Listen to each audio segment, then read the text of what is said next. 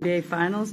Exciting night here in Las Vegas as the Aces prepare to take on the Phoenix Mercury in the first ever best-of-7 Finals series. What if I told you that the biggest threat to the future of the WNBA isn't a shortage of corporate investment, a poisonous locker room feud, or a wildly unpredictable media environment, but rather a single team becoming so incomprehensibly dominant that it has the league office trapped in a state of absolute, total, and unrelenting panic?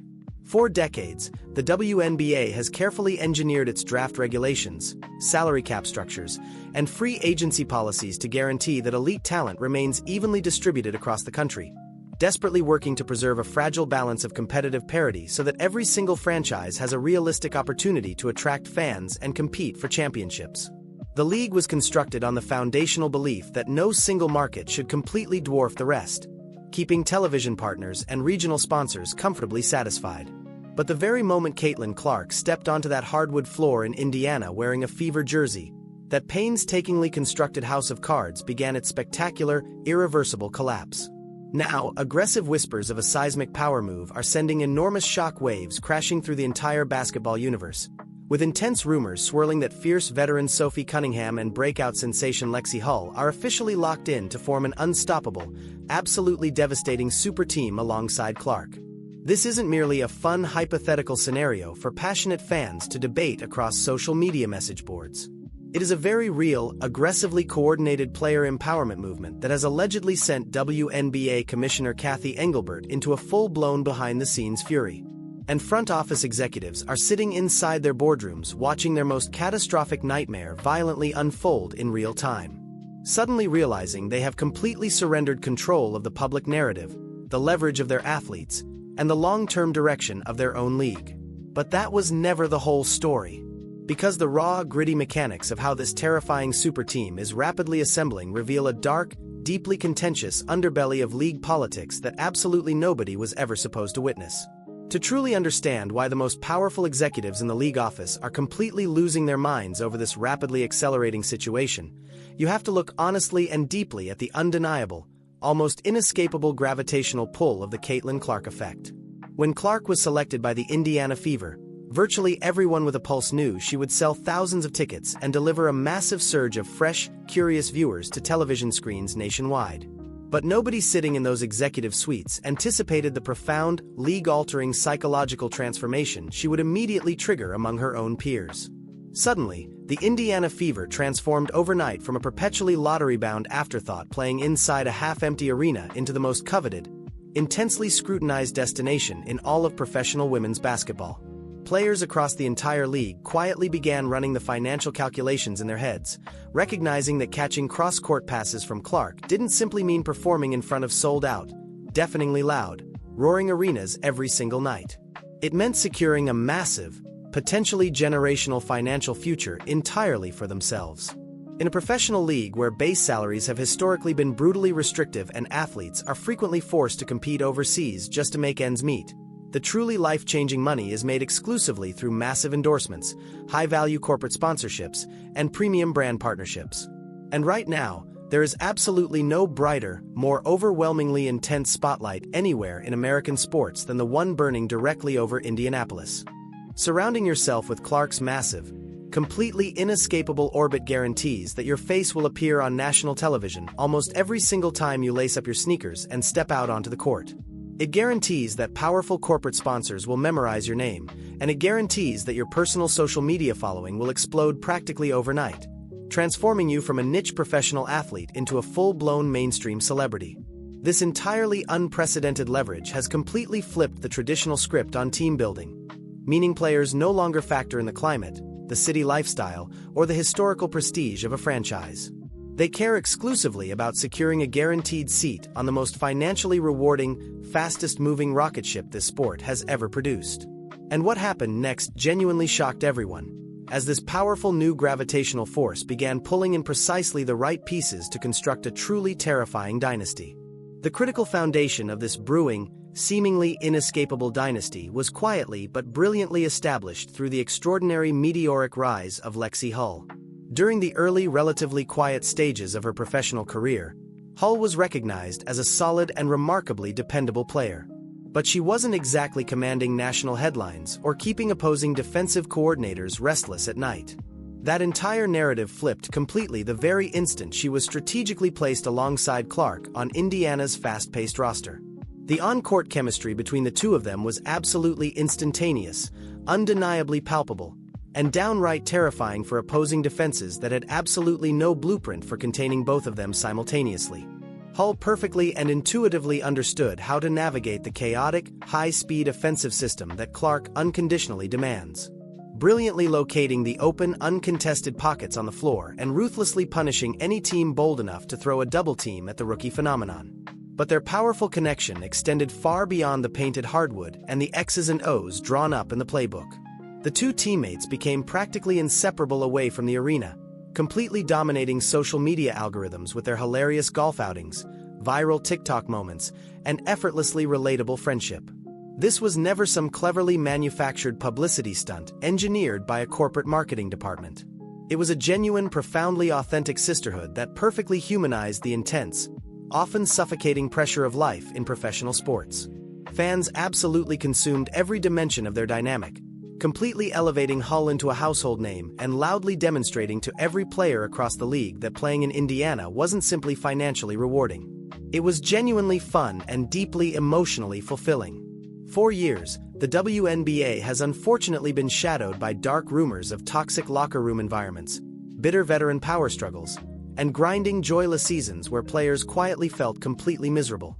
Hull and Clark boldly presented a vibrant, irresistibly attractive alternative, powerfully showcasing a modern, empowering environment where players fiercely elevate one another while simultaneously and methodically dismantling their opponents on the hardwood.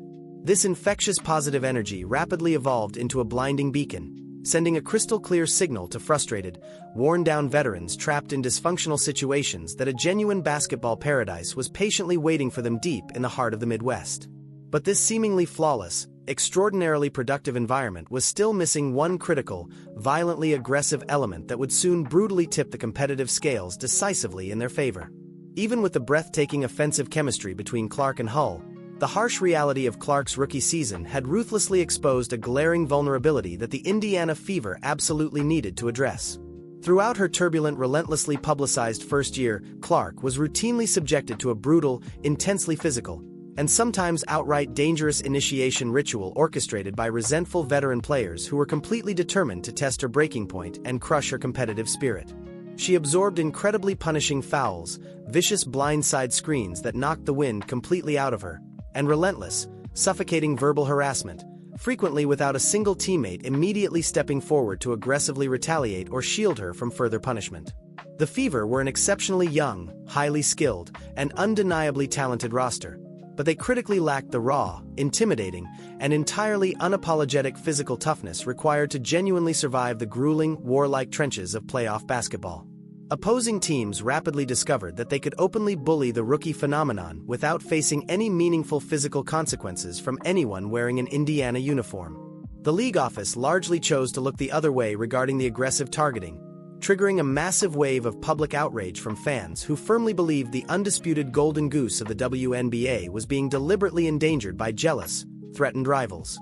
It became painfully obvious to the Fever's front office that playing breathtaking, high-speed offensive basketball was entirely meaningless if their franchise superstar was continuously being battered, bruised, and knocked violently to the floor by physical enforcers from teams like the Chicago Sky and the Connecticut Sun.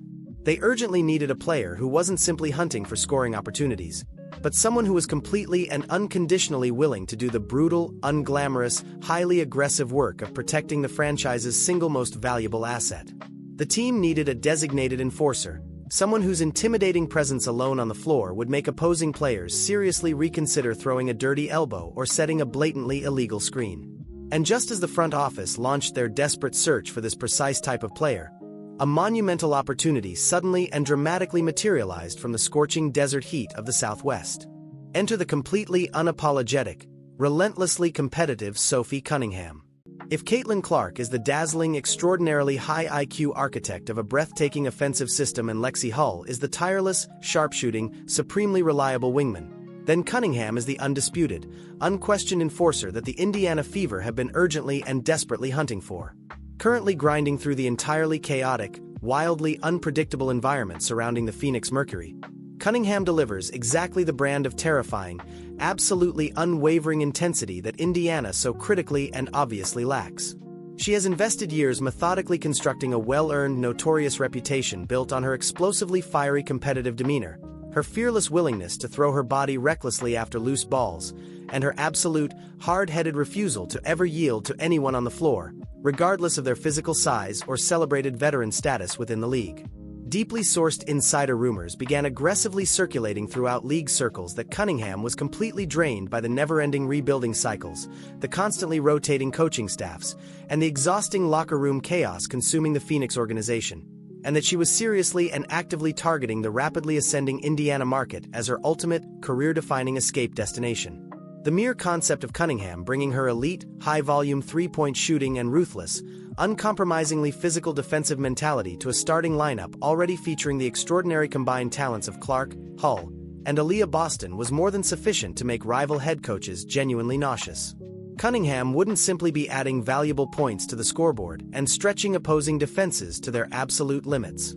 She would effectively function as Clark's fiercely aggressive personal protector, ensuring that absolutely nobody across the entire league would ever dare throw another cheap, disrespectful shot at Indiana's franchise cornerstone again. If an opposing player so much as considered shoving Clark recklessly on a fast break, Cunningham would instantly be the very first person directly in their face, immediately prepared to escalate the confrontation and ferociously defend her teammate without a single moment of hesitation. The tantalizing, almost irresistible vision of this precise trio sharing the court together has driven Fever fans into a state of complete and utterly uncontrollable frenzy. Vividly imagining a super team that flawlessly merges breathtaking, artistically beautiful offensive firepower with absolutely terrifying, unapologetic physical aggression. But this dream scenario for the most passionate and loyal fans in the league was simultaneously and rapidly transforming into a suffocating, completely unbearable nightmare for the powerful decision-makers actively controlling every lever at the very pinnacle of the WNBA's organizational hierarchy. Behind the heavy, polished mahogany doors of WNBA headquarters in New York City, the internal reaction to this rapidly intensifying super team has been nothing short of completely explosive. Commissioner Kathy Engelbert and the league's highest-paid, most influential executives are reportedly absolutely livid over the sheer, overwhelming magnitude of the catastrophic power imbalance this specific roster combination would instantly and irreversibly create. The WNBA's entire carefully engineered business model relies fundamentally and heavily on the foundational concept of parity, deliberately distributing marquee star players across major, enormously lucrative media markets like New York, Los Angeles, and Las Vegas to guarantee that every single broadcast partner receives a substantial and meaningful slice of the overall viewership pie. If the comparatively modest Indiana franchise successfully manages to stockpile Clark, Boston, Hull, and now a high-profile, supremely marketable veteran enforcer of Cunningham's caliber, they will completely and effortlessly monopolize the league's entire entertainment value without even breaking a sweat.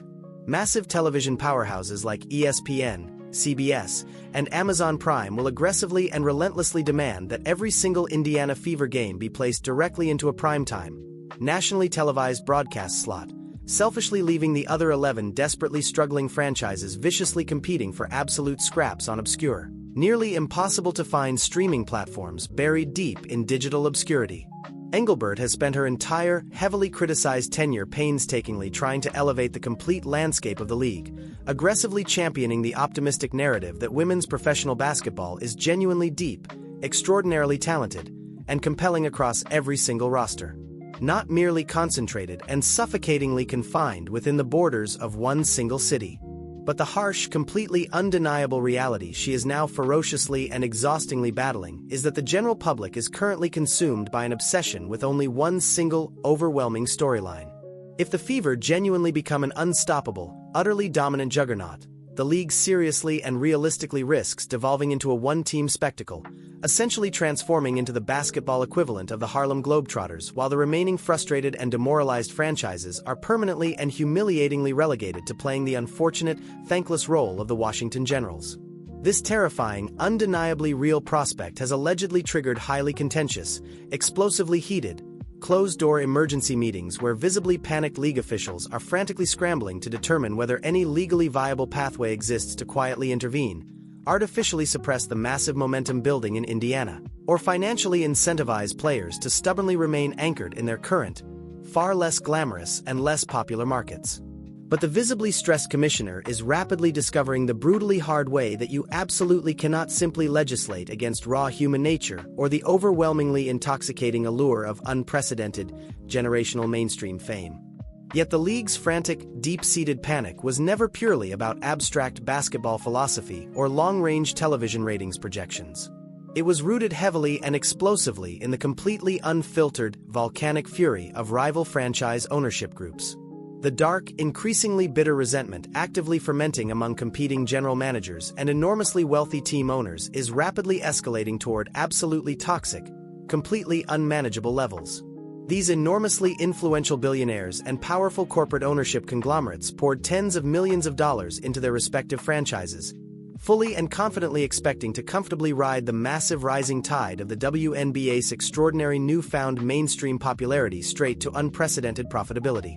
Instead, they are completely losing their composure as they sit back and helpless, seething frustration and watch the Indiana fever effortlessly and ruthlessly siphon away all the mainstream media attention, enormous merchandise revenue, and enormously lucrative corporate sponsorship dollars that they believed were rightfully distributed across the entire league.